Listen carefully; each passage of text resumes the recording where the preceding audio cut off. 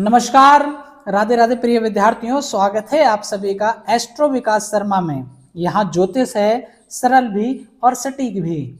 आज का विषय है, क्या राहु और केतु की दृष्टि वक्री होने से उल्टी हो जाती हैं? यह सवाल बहुत से विद्यार्थियों और दर्शकों के मन में बार बार आता है और आना भी चाहिए। प्रश्न की जड़, आखिर ये प्रश्न उठा क्यों, इसकी जड़ तक पहुंचना हमें बहुत जरूरी है। एक दर्शक ने मुझसे पूछा, चूंकि राहु और केतु हमेशा वक्री रहते हैं, तो क्या इनकी दृष्टियां भी अन्य ग्रहों से विपरीत गिनी जाएंगी? यह सवाल सुनने में मुझे एक अलग महसूस हुआ, एक मुझे तार्किक जैसा लगे कि यह सवाल बिल्कुल तार्किक है, क्योंकि हम जानते हैं कि राहु केतु का गमन हमेशा उल्टा यानी रेट्रोग्रेड होता है। लेकिन यहां हमें यह समझना होगा कि वक्रीय और दृष्टि दोनों अलग अलग विषय हैं। वक्रीय और दृष्टि ये दोनों अलग अलग विषय हैं, हमको इनको कनेक्ट नहीं करना चाहिए, इन दोनों को अलग अलग ही समझना चाहिए। वक्रीय ग्रह क्या दर्शाता है? वक्रीय ग्रह क्या दर्शाता है इसको समझते हैं। पहले तो जब कोई ग्रह वक्रीय होता है तो उसका असर, उसका फल और उसकी कार्यशैली कुछ अलग अलग हो सकती है। वक्रीय ग्रह अपनी ऊर्जा को भीतर की ओर मोड़ता है, कभी वह फल को देर से देता है तो कभी अप्रत्याशित ढंग से देता है, लेकिन इसका दृष्टि गणना से कोई लेना देना नहीं है ना। अब दृष्टि कैसे गिनी जाती है, दृष्टि की बात कर लेते हैं। जैसे सूर्य, चंद्रमा, मंगल, बुध, गुरु, शुक्र और शनि, ये 7 ग्रह, इन सभी की दृष्टि एक निश्चित नियम से गिनी जाती है। जैसे कि आप जानते हैं, मैंने पिछली कक्षा में भी आपको बताया है, गुरु की दृष्टि कौन कौन सी होती है? 5वीं, 7वीं और 9वीं दृष्टि होती है। शनि की कौन सी होती है? 3री होती है, 7वीं, 10वीं होती है। मंगल की कौन सी होती है? 4थी होती है, 7वीं होती है, 8वीं होती है। ये दृष्टियां होती हैं। अब अगर बृहस्पति वक्रीय भी हो जाए तो भी उसकी दृष्टि गिनने का तरीका नहीं बदलता, हमें उसे 5वीं, 7वीं और 9वीं में ही गिनना चाहिए। अब एक उदाहरण से मैं आपको समझा देता हूं, एक चार्ट बना लेता हूं, लग्न चार्ट। ये हम एक लग्न चार्ट का निर्माण कर लेते हैं, उदाहरण रूपी। चार्ट बनाना तो सबको आ गया होगा। देखिए चार्ट कैसे बनाते हैं।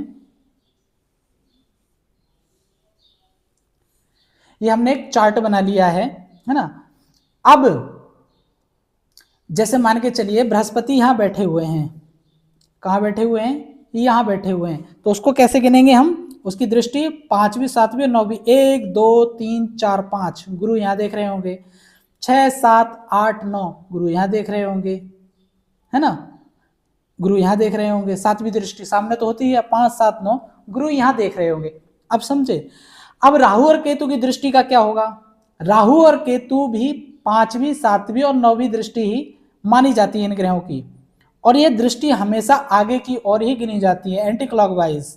ठीक है। उदाहरण के लिए अगर राहु 3रे भाव में है तो उसकी दृष्टि 5वीं, 9वीं और 11वें भाव पर होगी। कहां बैठा हुआ है राहु? मान के चलिए 3रे भाव में यहां राहु बैठा हुआ है। राहु बैठा हुआ है तो यहां से उसकी दृष्टि 7वें भाव पर यहां होगी यहां पर, और 9वें भाव पर यहां पर होगी, और 11वें भाव पर यहां पर होगी। और सबसे इंपॉर्टेंट बात, राहु और केतु हमेशा 180 डिग्री पर बैठे होते हैं। राहु केतु हमेशा एक दूसरे के सामने ही होते हैं, 180 डिग्री पर। कितनी डिग्री पर? 180 डिग्री पर। अब राहु यहां बैठा है तो स्वाभाविक सी बात है केतु को यहां बैठना चाहिए, और यहीं बैठेगा। किसी भी बर्थ चार्ट में देख लीजिए आप, राहु और केतु हमेशा आमने सामने ही होते हैं।